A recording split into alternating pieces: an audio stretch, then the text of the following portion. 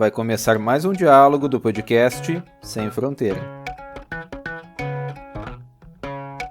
Em nosso segundo episódio, apresentaremos a primeira parte da mesa redonda Valorizando o Conhecimento Científico, o que a geografia tem a dizer sobre o terraplanismo, com o professor Everton Kozenieski. Esse evento foi a aula inaugural do curso de Geografia do UFFS Campus Erechim, realizado no dia 4 de março de 2020. O professor Everton atua no curso de Geografia da UFFS Campus Erechim, principalmente com os temas relacionados à geografia humana e metodologia da pesquisa.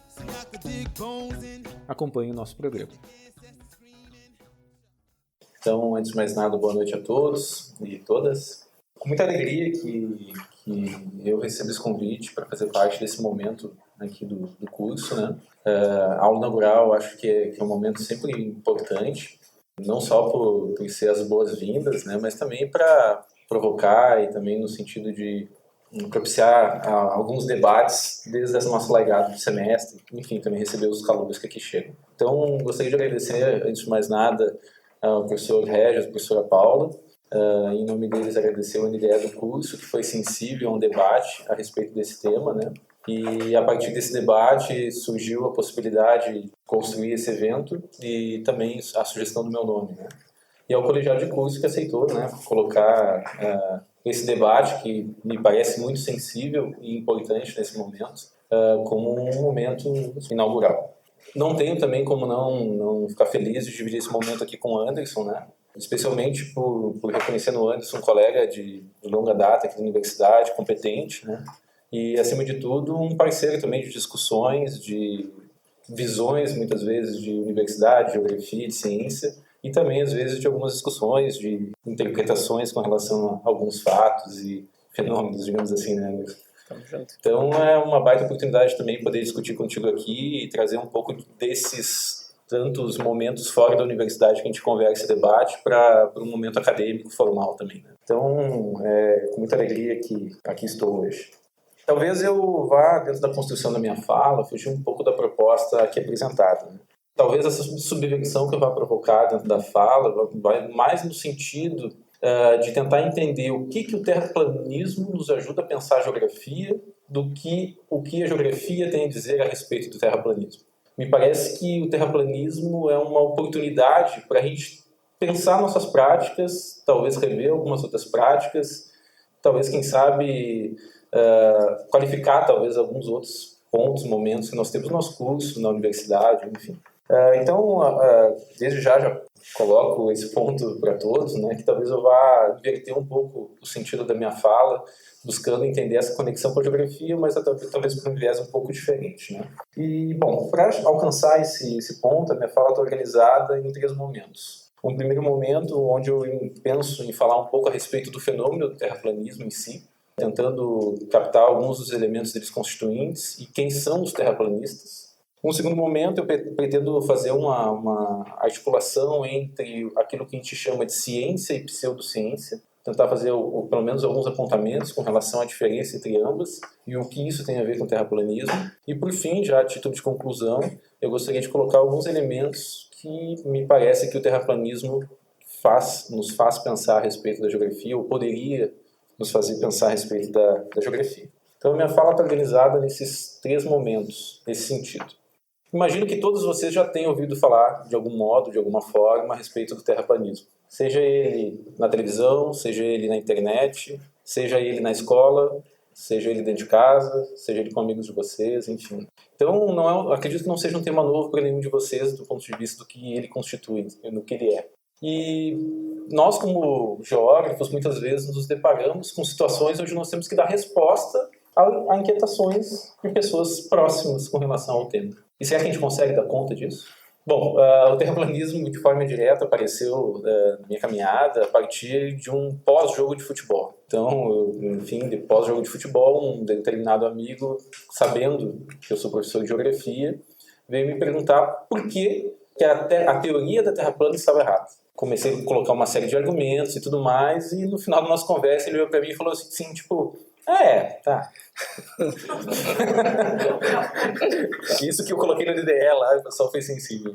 Mas no sentido de que eu apresentava argumentos, ele contra-argumentava com teorias, com experiências, com situações de uma comunidade terraplanista que eu não fazia a menor ideia do que era.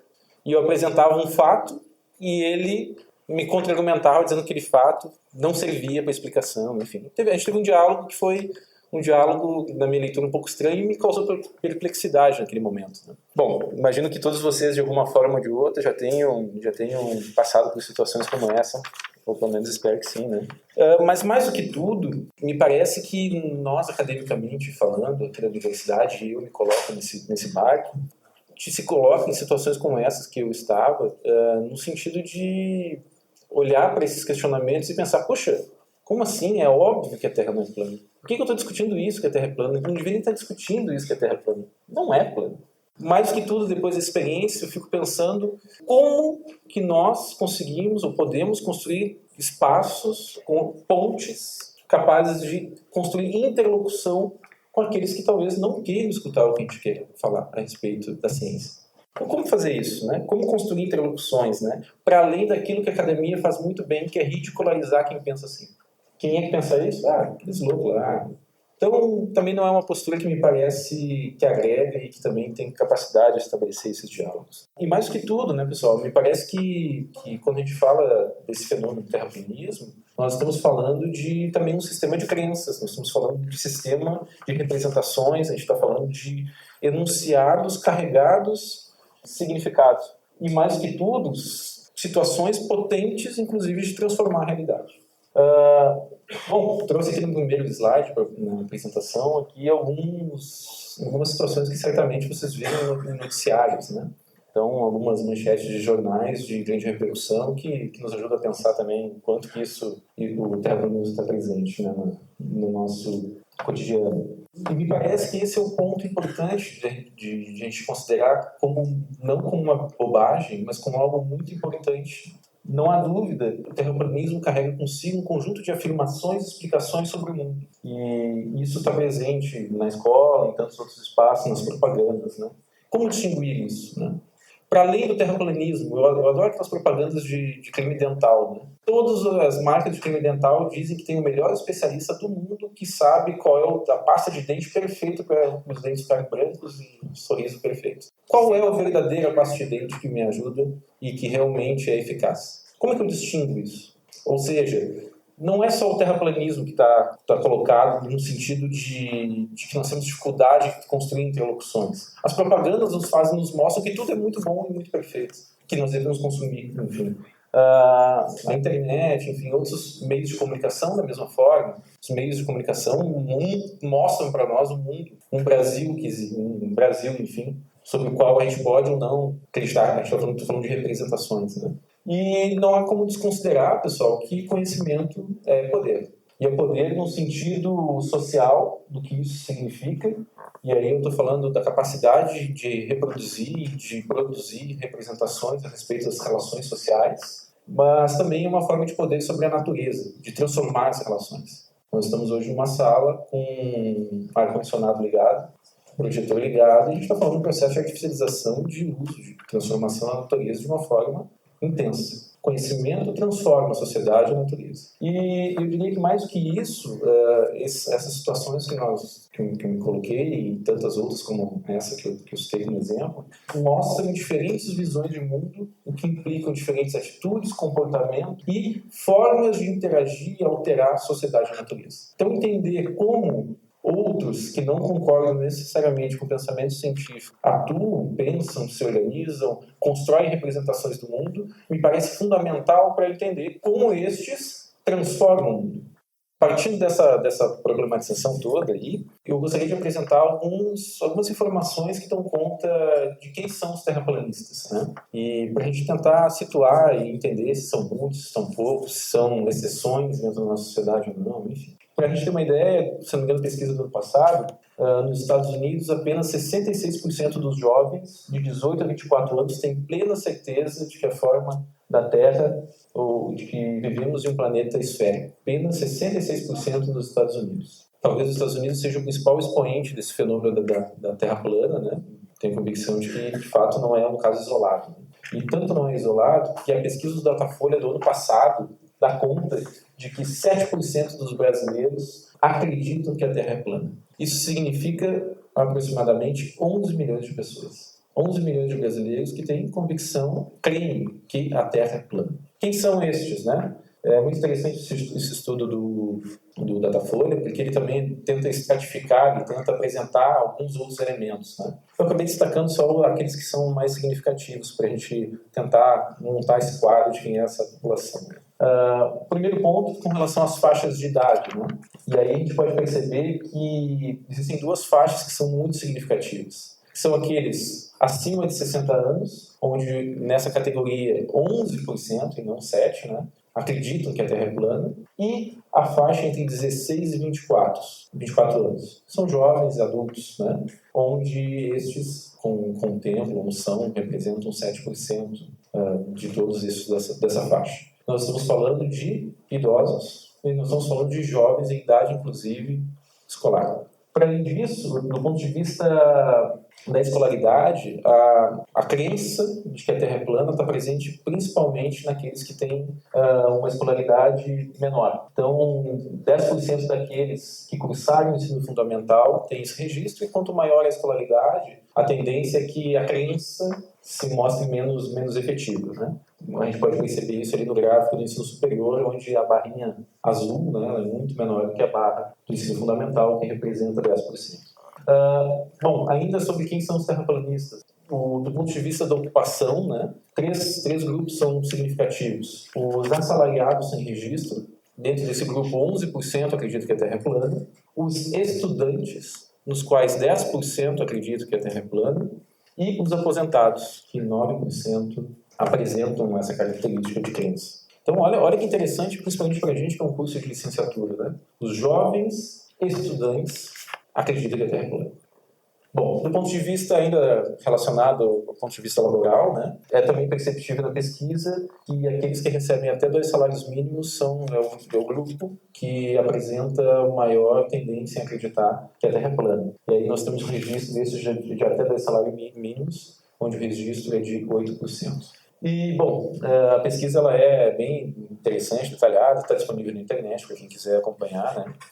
E também tem um dado que eu acho interessante que diz respeito à orientação política partidária do ponto de vista de preferência. Aqueles que têm preferência política pelo Partido dos Trabalhadores representam 7%, do PSL 10%, PMDB e MDB 14%, PSDB são 4%, e outros 8% e nenhum 6%. Então, até a pesquisa vai no grau de detalhamento, inclusive, da orientação, não é filiação, não necessariamente voto, mas aqueles que têm afinidade com, né, aqueles que têm uma preferência por um determinado partido político. Acho que isso também é interessante. E, bom, e o que pensam esses defensores da Terra plana? O que eles defendem? Eu, a partir das minhas inferências, enfim, acredito que há pelo menos 7 pontos importantes a gente considerar com relação ao que pensam, ou que se propõem dentro da teoria da Terra plana. Um primeiro aspecto, que me parece que é singular, né, deste movimento, né, que é a ideia de que o nosso planeta possui uma forma plana, arredondada, né, redonda e achatada, muito semelhante ao logotipo da ONU, na qual o centro, né, desse plano está no Polo Norte, e as bordas representariam um paredão de gelo que é a Antártida.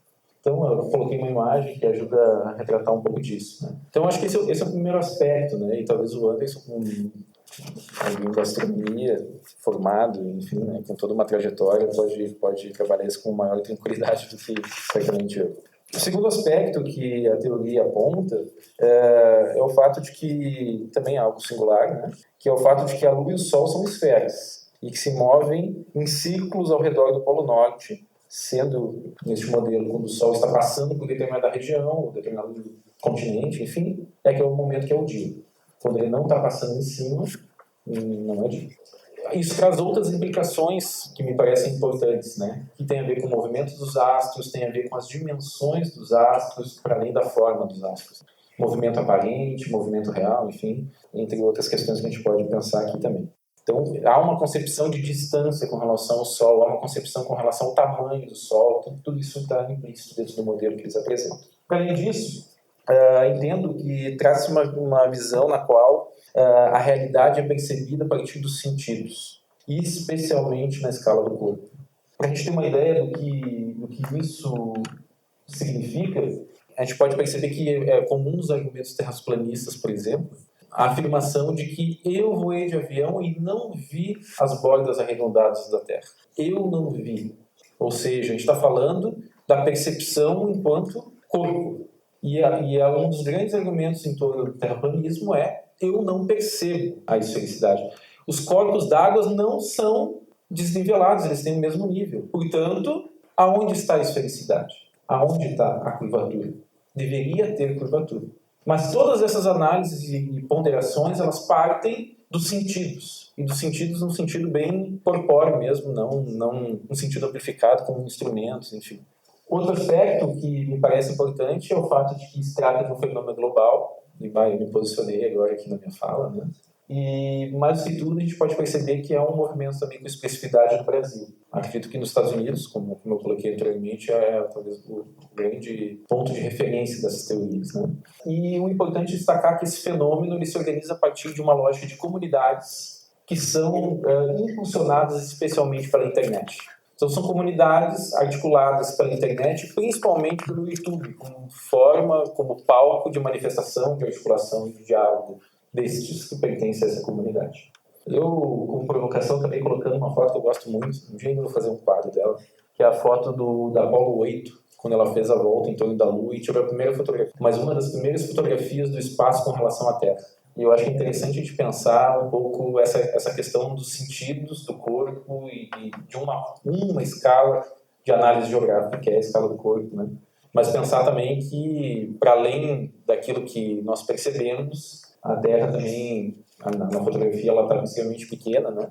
Isso acho que mostra um pouco de como outras escalas e outros fenômenos são importantes ao a gente considerar a realidade. Essa foto é de 1968. A quinta proposição, que me parece também bem importante para a gente entender os terraplanistas, diz respeito à crença que questiona instituições, os consensos históricos, a política e a ciência, basicamente. Ou seja, é uma crítica muito forte antissistêmica, anti-governos, anti-ciência, sistema educacional, enfim. Sinceramente, eu não vejo problema nenhum nisso. De alguma forma, o que nós fazemos na academia é a produção de crítica com relação à ciência, é a produção de crítica com relação à sociedade, é a produção de crítica com relação a governos, políticas públicas, entre outras. É também, na minha leitura, questionar consensos históricos. O problema que eu vejo dentro desse ponto está relacionado ao sexto aspecto, que é o fato de que, normalmente, os adeptos da Terra plana associam essa crítica a teorias da conspiração. Ou seja, existe uma conspiração de poderosos que são grupos ocultos, enfim, de dominação planetária, para os quais isso é fundamental e importante, e a partir disso se constrói toda uma encenação em torno da forma da Terra, das fotografias e tudo mais. Isso me parece bem grave. Parece brincadeira no sentido de dizer a NASA engana todos, a NASA tem computadores que processam imagem e transformam elas para contar a mentira da esfericidade. Mas isso também significa muitas outras coisas. Significa que o papel do cientista também é mascarar a realidade. Significa que o papel das agências de fomento, das agências governamentais e tudo mais que nós temos como referências de produção de informação de dados também mascaram a realidade. Então, as universidades, então, né, palco da produção da farsa, né? Então, essas teorias das conspirações associadas à ideia da crítica, então, entendeu que a crítica não é um problema em si, mas é a forma, o objeto e a crítica com relação a de que forma essa crítica é produzida, né? E me parece que é uma crítica que vai dentro dessa construção das teorias das conspirações. E, por fim, me parece que existe um sétimo aspecto que é bem marcante dessa teoria, que é o que eu vou chamar de uma crença relacionada a um viés de confirmação. Ou seja, a busca das evidências desses terraplanistas, ou seja, busca de evidências de que a Terra é plana, passa pelo registro de informações que confirmam a teoria. Nunca o contrário. Ou seja, o viés de confirmação vai nesse sentido, no sentido de encontrar formas, dados, posições que ratificam uma determinada ideia. Então é isso, a gente vai ver os experimentos dos terraplanistas. Eles vão medir a olho nu, basicamente, se há ou não há curvatura no mar, na perspectiva. Isso é uma prova de que a Terra é plana. Mas se a gente mudar a escala, mudar a experiência, mudar o fenômeno, enfim, essas não servem, nenhum problema, né? Normalmente, entra naquele outro ponto da dificuldade de estabelecer diálogos, né? Normalmente tem a ver porque é da universidade, porque a universidade faz parte da conspiração, entre outras questões. Então, me parece assim, que o Anderson depois pode acrescentar algumas outras questões ou não aqui, para a gente discordar ou não também, né, Anderson? Mas, enfim, esses são os elementos que caracterizam a crença dos terraplanistas. E me parece que é uma chamada necessária para nós da universidade, para nós acadêmicos, para nós do curso de Geografia, nos posicionarmos e, de fato, tratarmos esse tema. Né? Como estabelecer interlocuções a partir desse sistema de crenças? Me parece que mais do que uma piada pronta, forma como a gente pode lidar com essa situação, enfim, há necessidade de construção de pontes. Bom, dito isso, eu passo para o segundo momento, onde eu imagino que esse fenômeno do terraplanismo, apesar das suas singularidades, ele não é um fenômeno desconectado de tantos outros. Ou seja, o que eu quero dizer é que o terraplanismo é um fenômeno social com uma forma específica que trata como objeto a forma da Terra, mas essa forma de operar com relação a um tema, seja a Terra ou não, ela compartilha de outros movimentos. Ou seja, o fenômeno do terraplanismo ele tem uma singularidade, mas também ele compartilha de outras ideias, de outras teorias, enfim, que questionam a ciência, as instituições, os órgãos governamentais, enfim. A gente tem alguns exemplos que a gente poderia citar aqui e tantos outros também a gente poderia utilizar aqui. Mas, por exemplo, o movimento antivacina, que se difundiu de uma forma muito significativa, teve origem, se não me engano, nos Estados Unidos, basicamente onde um professor estabeleceu um estudo que, segundo o estudo dele, relacionava que a vacina tríplice com casos de autismo em crianças. E a partir desse estudo dele, começou a se criar uma campanha de não vacinação das crianças, das pessoas e tudo mais, porque a vacina era um mal e não um bem. Para a gente ter uma ideia, o estudo desse professor foi desenvolvido com 12 pessoas, e essas 12 pessoas não tinham grupo de controle, não sabia se tinha efeito placebo ou não, e os estudos posteriores seguiram demonstram que não existe essa correlação. Mas não importa dentro de contexto se existe ou não existe correlação. O fato de assumir essa teoria e o movimento antivacina é algo dado. A gente tem ultimamente registros de outras doenças, né, voltando à tona, né? Sarampo é um exemplo, catapora, enfim, né? Então, tantos outros que acabam ressurgindo depois de um determinado período, né? Outros, né? Por exemplo, a crítica ao evolucionismo e a retomada do movimento criacionista. Então, me parece que é algo que também retoma como uma pauta, principalmente nos Estados Unidos, né? Onde se pretende, inclusive, que há o direito a que na escola se ensine o criacionismo e também o evolucionismo. A gente poderia linkar outras teorias, como a ideia da vida inteligente, dos extraterrestres, enfim, que chegam até o nosso planeta, enfim. Para vocês terem uma ideia, no livro do Carl Sagan, lá, ele traz um dado que em 94, cerca de 3 milhões de americanos afirmavam ter sido abduzidos. Ou seja, é algo muito significativo, né? São muitas pessoas. Mas como ao mesmo tempo não se tem registro desse fenômeno. Então, seria outro aspecto que a gente poderia chamar a atenção. E um caso brasileiro que eu acho que é bem interessante, que a gente poderia destacar aqui também, é aquela da pílula azul, né? Como é que é? Não sei, nunca tomei. Não, cara. É a finasterida, não? Não, que é? Tem um nome difícil, cara. Fosfetanolamina. Que está relacionado e foi chamada de pílula do câncer. Né? Então, certamente, não sei se vocês lembram disso, da pílula do câncer.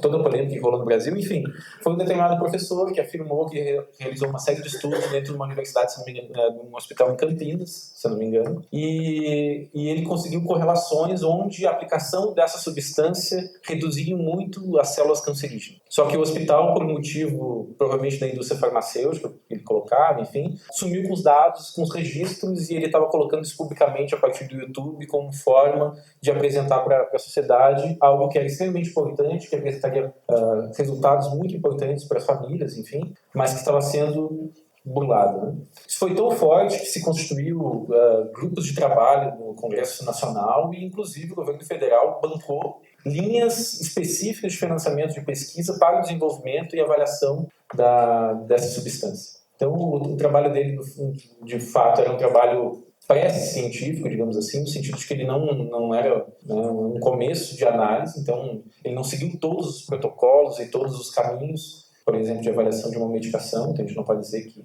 existem as correlações ou não, mas de fato se estabeleceu linhas de pesquisa, de investimento, enfim, e até o momento não se constatou essas questões que ele apresentou. Enfim, gente, me parece que nós estamos diante de uma série de outros fenômenos nos quais eles têm características muito comuns. Talvez tirando aqueles 2 primeiros tópicos que falam com relação à especificidade do Terra plana, os outros 5 pontos a gente poderia dizer que são compartilhados dentro desses momentos. A ideia da internet, da produção de comunidades como algo importante, enfim, todos aqueles elementos que a gente foi apontando. E me parece que esses fenômenos podem ser entendidos a partir de várias matrizes. Eu posso entender isso a partir da psicologia, a partir de sistemas de representação, como se constituem esses processos de crença, de compreensão do mundo, dos sujeitos a partir disso. Eu posso entender isso a partir das relações sociais, eu posso entender isso a partir da política e do uso de notícias não verdadeiras a respeito de como funciona o mundo e que uso político eu posso estabelecer com isso. Eu posso entender isso a partir, no caso da Terra plana, a partir da astronomia. Sei lá, gente, a gente poderia pensar esse fenômeno do terraplanismo e desses outros movimentos como algo com várias vertentes multidisciplinares. Eu pretendo, e talvez o aspecto que me chama mais atenção dentro desse fenômeno seja esse aspecto relacionado ao sistema de crenças e especialmente a produção de enunciados sobre a realidade. Então, dentro desses diferentes focos possíveis, me parece que este é um elemento bem importante que eu gostaria de colocar nesse momento. Certamente o Anderson vai apresentar outros aspectos aqui também. O que eu quero dizer com isso? Eu quero dizer que nós, enquanto sociedade, enquanto cultura, nós estabelecemos sistemas de crença que dão sentidos para nossas experiências no mundo. Esses sistemas de crença relacionam como a sociedade, como a natureza, como são os comportamentos, enfim, dentro de uma lógica determinada. E nós podemos falar de várias formas de sistemas de crenças presentes. A gente pode falar, por exemplo, da ciência. A ciência é um sistema de crença com relação ao mundo, que tem uma característica especial. A gente pode falar da religião. E cada religião contempla em si, ou tem em si, um sistema de crenças que dá sentido às coisas. A gente poderia pensar outras, mas me parece que o sistema de crenças relacionados à Terra plana e outros está relacionado a algo que a gente pode chamar de pseudociência. E por que eu coloquei aquele segundo ponto que fala sobre a produção de enunciados sobre a realidade? Porque a ciência, como sistema de crenças, ela se pronuncia com relação ao mundo, o que há no mundo e como o mundo funciona. E como a gente atua no mundo. Um sistema de crença religioso também. Um sistema de crença da pseudociência também produz enunciados sobre o que é a realidade. Então, me parece que sistemas de crenças diferentes apresentam informações, dizem o que é a realidade de forma diferente. Qual é o papel da mulher na religião islâmica, de uma perspectiva da ciência, de uma perspectiva de, sei lá, uma outra religião? Certamente é diferente.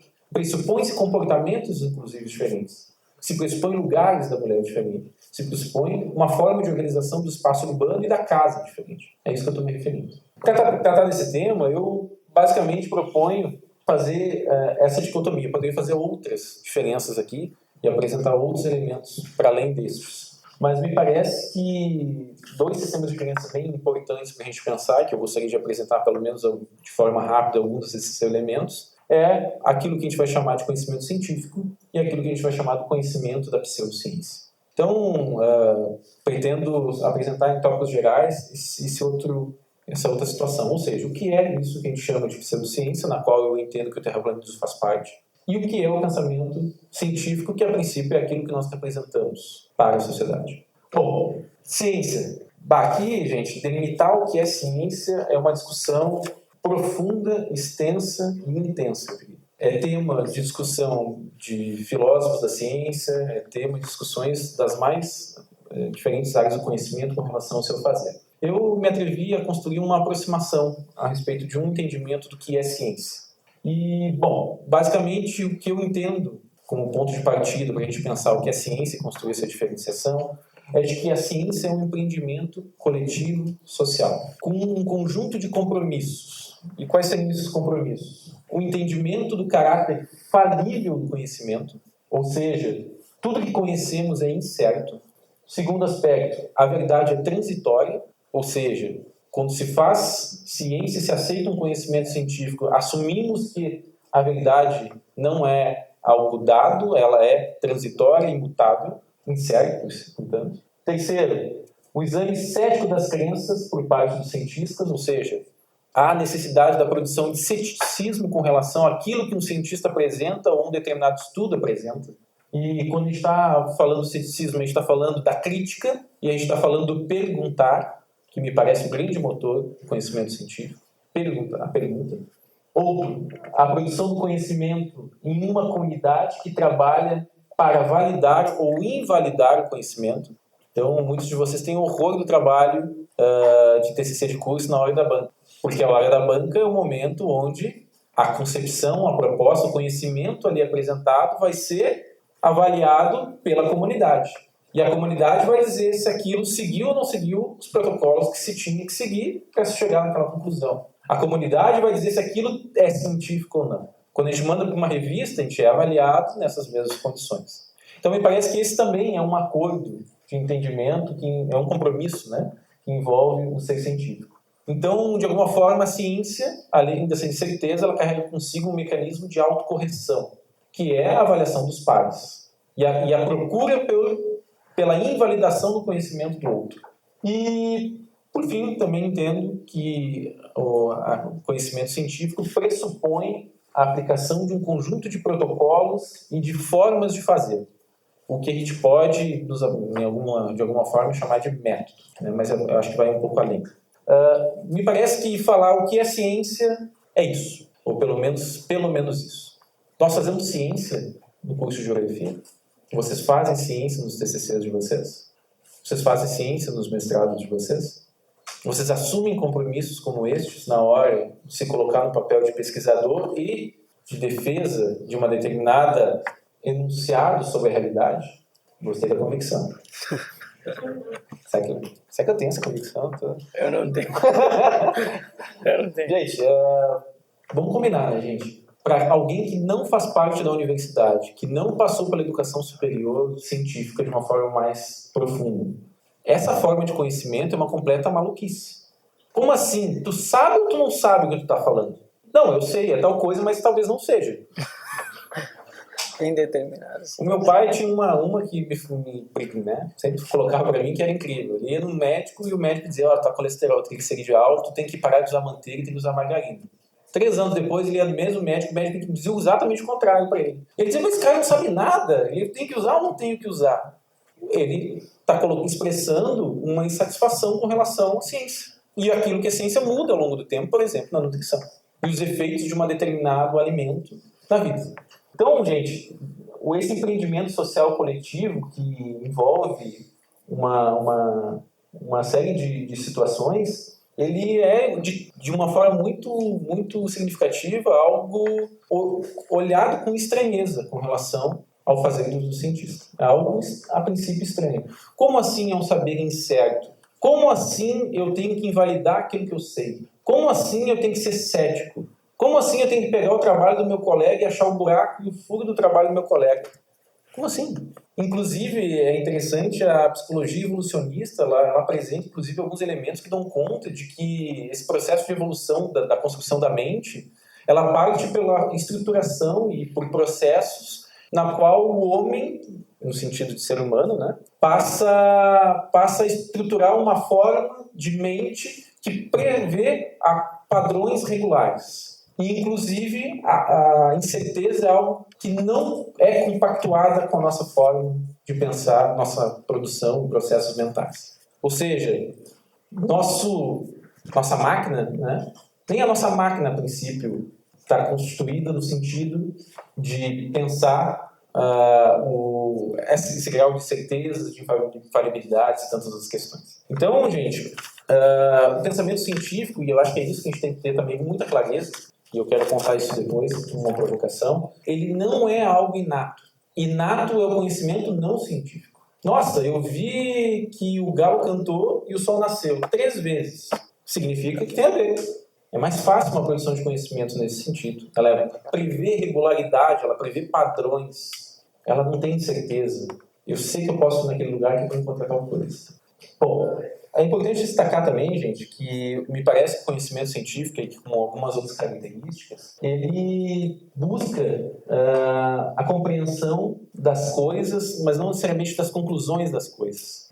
O conhecimento científico valoriza muito mais o processo de como chegar a uma conclusão do que necessariamente a conclusão ou o fato ou a descrição em si. Isso também é algo que não é facilmente entendido, né? Bom, é isso, gente. A ciência é um corpo de conhecimento complexo, difícil, altamente matematizado e não indutivo. É uma forma de conhecimento, uma crença sobre o mundo que ela muda significativamente com uma velocidade significativa também em alguns campos de conhecimento, em alguns pontos. Será que o cientista sabe do que fala? Né? Dados novos, conceitos e coisas que não são necessariamente perceptíveis no cotidiano, a ciência fala. A ciência vai lá e fala, olha, tem uma coisa no teu corpo chamada mitocôndria, e essa mitocôndria possui, num processo evolutivo, uma bactéria que foi incorporada e não fazia parte do que era esse organismo original. Inclusive tem DNAs diferentes. Como é que pode isso? A ciência fala que existem essas coisas. Como acreditar numa coisa dessa? E, bom, aparentemente o cientista é uma criança não, é uma criatura que brinca com todos, né? Então é isso, gente. Da psicologia evolucionista que eu tinha falado um pouco essa ideia do sistema de crenças, do inseto do provisório como sendo um contrassenso às estruturas de funcionamento da mente. Bom, gente, e a pseudociência, como se apresenta? O que ela nos oferece? Primeiro aspecto da pseudociência, que para mim é fundamental na distinção de outras formas de conhecimento como a religião, né, outros sistemas de crença. A pseudociência se pretende científica, diferentemente da religião. A religião não quer ser científica. A pseudociência se pretende científica. As crenças da pseudociência são sedutoras e são endossadas por milhões de pessoas, às vezes, no mundo afora. Eu faço parte de uma comunidade do terraplanismo e essa comunidade tem muitos seguidores mundo afora. E um vídeo apresentado chama outro vídeo no YouTube que reforça ainda mais aquela ideia. Ou seja, pode ser que seja verdade. Eles fornecem certezas, enquanto a ciência produz incerteza. Ou, em parte, produz incerteza. A ciência produz probabilidade de que algo ocorra. Eles falam certeza que ocorre. Um parênteses aqui, eu me lembro quando eu estudava no ensino médio, eu passava na banca e tinha sempre uma revista, não tinha dinheiro para comprar, enfim, que era Ecólogos está chegando, o planeta vermelho. É isso, né, gente? Eu estava esperando o Ecólogos chegar, quis comprar, eu nunca soube do Ecólogos. Depois me conta o que é. Tá. Gente, além disso, né, a pseudociência ela é uma forma de conhecimento por meio de estratégias confirmatórias ou por discursos circulares. Ou seja, eu quero afirmar tal coisa e eu busco informações que reafirmam aquilo que eu quero. E a conclusão que eu chego reafirma a minha nova procura de informações que eu tenho. É como se fosse cíclico, onde a crítica, onde o elemento de contraposição, de contradição, não é presente. Ou seja, um discurso que valida o outro discurso, que valida o outro discurso. Então, estamos falando de uma confirmação da compreensão de uma determinada leitura de mundo que temos. Pesquisas tratam-se, de uma forma geral, de pesquisas com forte caráter confirmatório. Como a gente pode perceber, nem todas as pesquisas e as nossas pesquisas acadêmicas vão no sentido contrário, muitas vezes, no sentido de que nós buscamos não confirmar aquilo que a gente acredita como hipótese. E aí é um compromisso nosso testar, inclusive, isso, e se por acaso a gente encontrar algo que contradiga isso, a gente não afirma tal coisa. Isso não passa pelo pensamento da pseudociência. Para além disso, trata-se de um sistema que lança mão de estratégias de racionalidade, ou seja, não é algo irracional ou que não é possuidor de determinada lógica, coerência entre afirmações e argumentos, e que, de alguma forma, apresentam algum tipo de coesão interna. A afirmação de que a Terra é plana e tudo mais, e de que o Sol é uma esfera, e que essa esfera gira, a gente está falando de um processo de coerência dentro de um modelo, que pode ser mais ou menos efetivo, mas que, de fato, se constitui enquanto uma possibilidade de coerência. E, normalmente, impossível de ser submetido a testes e observações. Então, a pseudociência que, por exemplo, com relação à religião, né? Puxa, eu fui lá e me acidentei de carro. A religião pode talvez me mostrar de que eu estava precisando daquele momento na minha vida, que isso significaria eu repensar minhas práticas, minhas ações, repensar minha vida. E isso foi uma obra de Deus. Como eu comprovo isso? Como eu observo isso? Então, normalmente a pseudociência, que a religião compartilha desse aspecto de afirmações que, de certa forma, são imunes ao falseamento. Não oferecem possibilidades de contradição. Então, dentro dessa leitura que eu estou apresentando aqui, tudo aquilo que não oferece possibilidade de ser observado, talvez experimentado, trata-se de uma afirmação pseudocientífica sobre as coisas. Pode ser especulativa, não necessariamente a gente pode comprovar, observar, medir as coisas, né? Mas a dimensão do contraditório pode estar, inclusive, dentro da lógica formal da argumentação, como, por exemplo, na filosofia, na matemática, em outras áreas. Não necessariamente é algo que eu posso lá na realidade retirar ela e observar. Me parece que algumas teorias da física, inclusive, vão nesse sentido, né? Mas é isso. A questão da imunidade ao falseamento é um aspecto importante da pseudociência. E, entre outras questões, a ideia de que trata-se de uma verdade finalizada, que nos impede de perguntar. Se na ciência a gente está preocupado com o processo de como chegar numa conclusão, aqui nós estamos preocupados com a conclusão e de reafirmar aquela conclusão. Então, alguém que pensa a respeito da Terra plana e da crença da Terra plana é convicto que a Terra é plana.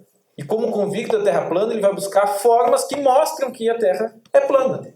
E vou estabelecer experimentos que me mostram que a Terra é plana, e não o contrário. E se eu achar um determinado indício que me diz que a Terra não é plana? Não uso. A ciência te faria o contrário. Se eu tenho 10 argumentos que mostram que alguma coisa é aquilo que eu digo, e tem um que diz que não é, eu não posso afirmar que aquilo é.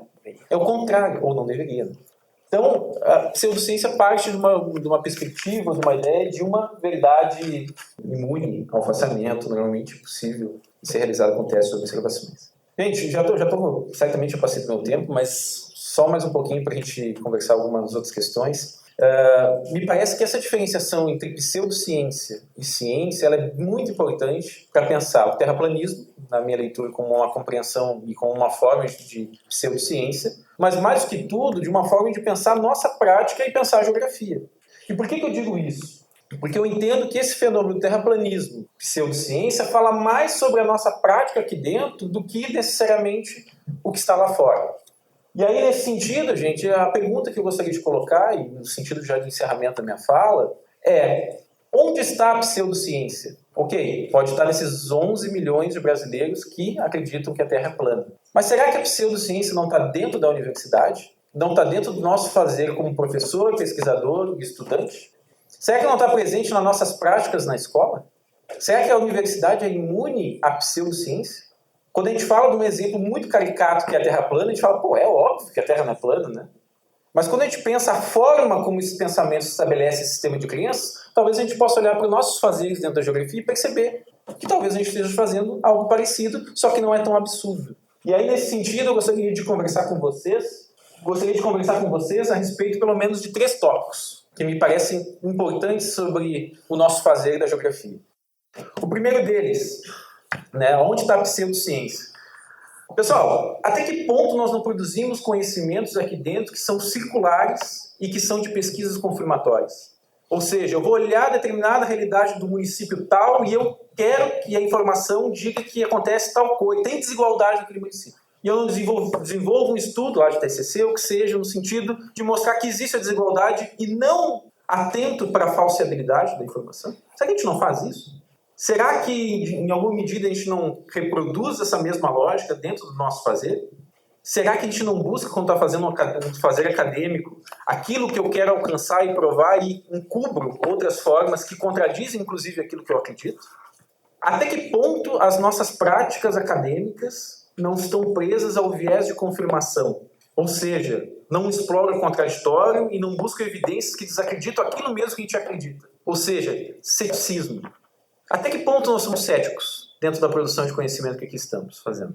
Além disso, gente, até que ponto podemos concluir, ou até que ponto nós podemos produzir ciência chegando à conclusão, inclusive, que a gente não chegou a conclusão nenhuma por uma agência de fomento? A gente pode fazer isso por uma agência de fomento como o CAPES, CNPq? Chegar e dizer que nosso resultado, nosso projeto de pesquisa chegou ao resultado de que aquilo, tudo que a gente pensou como pesquisa não chegou a um resultado. A gente está pensando no processo. E o processo é tal, mas o resultado não tem conclusão. A gente consegue fazer isso com as agências de fomento? Me parece que não, né? Especialmente pela ideia de uma ciência utilitarista, que tem que dar resultado. Não tem que fazer ciência que não dê resultado. Isso é um absurdo. Mas me parece que a gente está dentro dessa mesma situação. Será que isso não é também uma forma de, às vezes, ajeitar resultados e tudo mais para poder prestar conta das bolsas que vocês receberam? Até que ponto nós defendemos críticas científicas que não podem ser confrontadas com evidências empíricas? Ou que não podem ser observados, ou que não podem ser sustentados numa perspectiva lógica? Até que ponto nós transformamos nossas crenças em algo com roupagem científica a partir da universidade? Eu acredito que os jovens migram de tal lugar por causa disso. E a partir disso eu estabeleço um estudo lá e tudo mais que eu não posso comprovar, enfim, as afirmações que eu estou colocando dentro do meu estudo. Ou que o próprio meu estudo não mostra aqui. Então, acho que a primeira provocação que eu gostaria de colocar, pensando na pseudociência, é essa. Será que nós fazemos ciência na geografia, na universidade, na UFFS, nas universidades brasileiras? Ou será que nós fazemos terraplanismo com um diploma? Para além disso, gente, do ponto de vista do ensino, me parece que o terraplanismo nos mostra algumas coisas muito importantes. Até que ponto nós conseguimos desenvolver na universidade e na escola uma educação científica? Nós conseguimos fazer isso? Ou seja, que explora o contraditório, que explora a crítica, ou até que ponto nós, os professores, nas escolas, não professamos a verdade, em vez da Bíblia, do livro didático, o livro da ciência, que diz como as coisas são ou não são, e estudantes fixem esse conhecimento. Isso é científico? Isso é uma atitude científica do nosso fazer como professor? Até que ponto nós não fazemos terraplanismo na sala de aula? Eu estou me colocando nisso também. Eu não faço isso aqui, meus colegas talvez não façam, das outras universidades, da onde eu vim estudando, e talvez isso não ocorra na escola que nós aqui temos. Será que nós somos profetas do livro do Senhor Ciência, que diz que a geomorfologia é assim, assim, assado, que a geografia agrária é assim, assim, assado, e nós professamos a fé na sala de aula? Estamos promovendo a atitude científica com relação ao mundo? Eu estou provocando, né, na minha fala, né? Mas os dados que a gente apresenta de quem são os terraplanistas nos fazem pensar a respeito disso. Quando a gente pensar que uma das principais categorias são os jovens estudantes, que acreditam que a Terra é plana. E por fim, meus caros, até quando a gente vai acreditar que a extensão universitária não serve para nada, ou é a prima pobre do tripé da universidade? Até quando a extensão universitária, nós não vamos encarar a extensão universitária com a seriedade que ela merece? Até quando a gente não vai valorizar professor que tem publicação, que tem trabalho, que tem projeto de extensão na hora de qualquer coisa aqui na universidade? A extensão universitária é a ponte do conhecimento científico com a comunidade. A gente está conseguindo dialogar com os terraplanistas? Então me parece, gente, até quando os editais não vão pontuar isso, a extensão universitária? Até quando os periódicos vão considerar isso como algo menor? Eu vim da Universidade Federal do Rio Grande do Sul, em todo departamento sempre tem um professor que é o professor que faz a extensão e que dialoga com os outros. Por exemplo, eu me lembro de um determinado departamento onde essa pessoa é super atuante nas questões ambientais do Rio Grande do Sul, expoente nessa questão. Ele, no departamento, é conhecido como aquele que não produz, e aquele que é o... deixa ele lá fazendo aquelas coisas lá, ele não faz nada que importa. O que importa é o que eu faço. Quem nunca ouviu falar isso, meus colegas? Quem nunca ouviu falar isso? Até quando a gente vai levar isso como pé da letra, que a extensão não é importante dentro da universidade?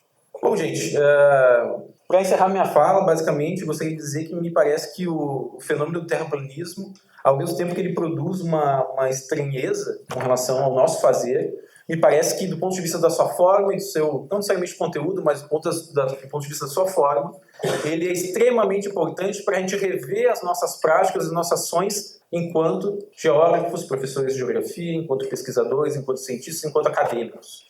É uma oportunidade que nos é colocada. E também me parece que é uma forma de a gente qualificar a nossa atuação, nosso trabalho, enfim, e também uma forma da gente, talvez, buscar pontes de diálogo e de interlocução. Se não for a ciência que irá elaborar os enunciados sobre o mundo, quem vai enunciar? Quem vai produzir esses enunciados? Bom, é isso, gente. Obrigado.